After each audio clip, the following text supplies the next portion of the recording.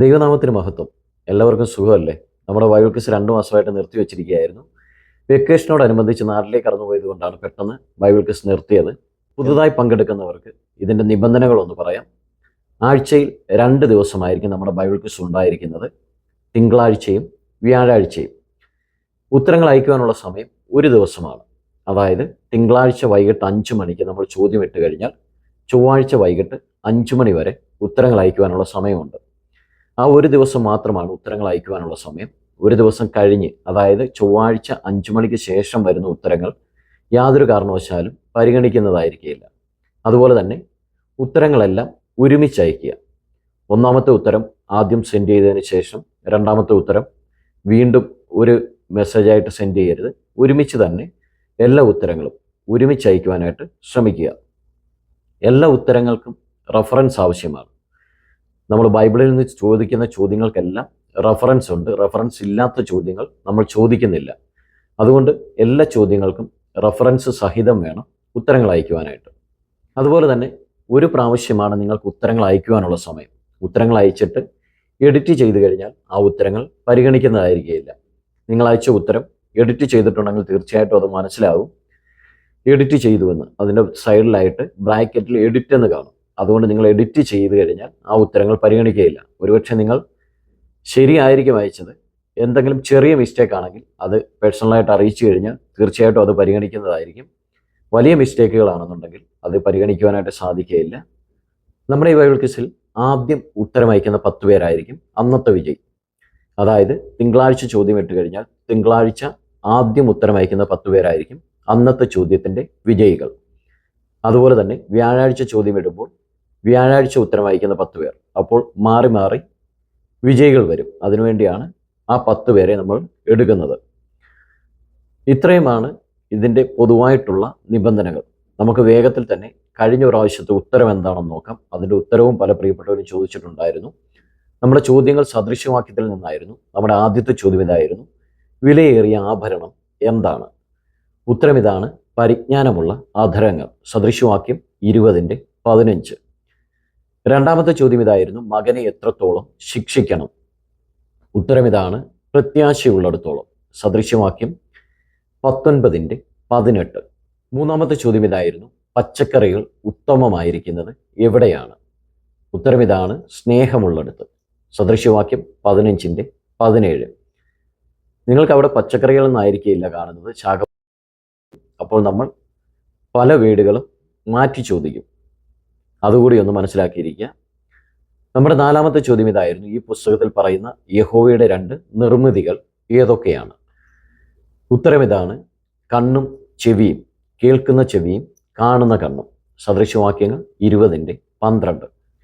നമ്മുടെ അഞ്ചാമത്തെ ചോദ്യം ഇതായിരുന്നു: ഈ പുസ്തകത്തിൽ കാണുന്ന പക്ഷിമൃഗാദികളുടെ അഭയസ്ഥാനങ്ങൾ ഏവ?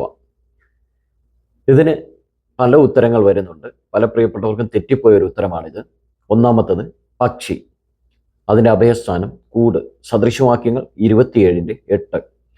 കൂട് വിട്ടലയുന്ന പക്ഷിയും നാട് വിട്ടുഴലുന്ന മനുഷ്യനും ഒരുപോലെ. രണ്ടാമത്തത് കാള, അതായത് തൊഴുത്ത്. സദൃശവാക്യങ്ങൾ 14:4. കാളകൾ ഇല്ലാത്തടുത്ത് തൊഴുത്ത് വെടിപ്പുള്ളത്. മൂന്നാമത്തേത് കുഴിമുയൽ. ശക്തിയില്ലാത്ത ജാതിയെങ്കിലും അത് പാറയിൽ പാർപ്പിടമുണ്ടാക്കുന്നു. സദൃശവാക്യങ്ങൾ 30:6.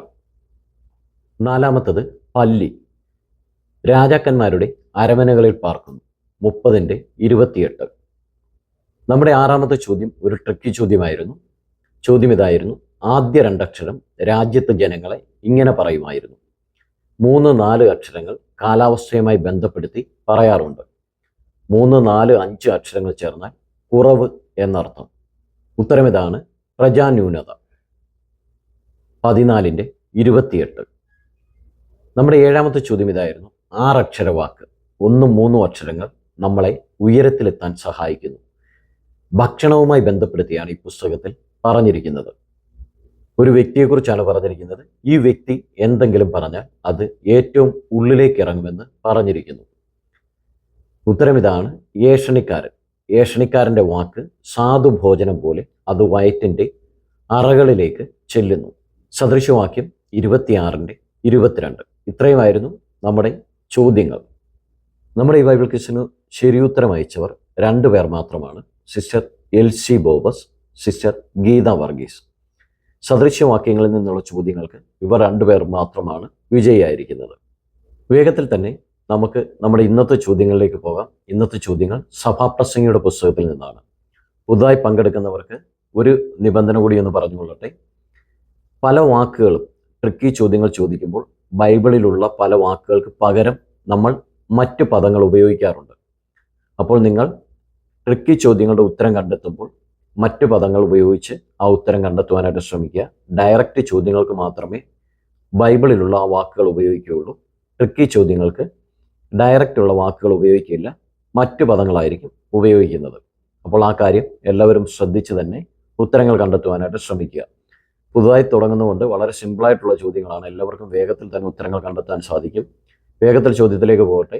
ഒന്നാമത്തെ ചോദ്യം ഇതാണ്: സഭാപ്രസംഗി കണ്ടെത്തുവാൻ ഉത്സാഹിച്ചത് എന്തെല്ലാമാണ്?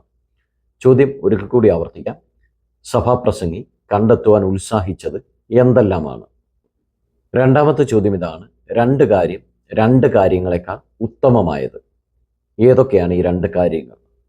ചോദ്യം ഒരിക്കൽ കൂടി ആവർത്തിക്കാം.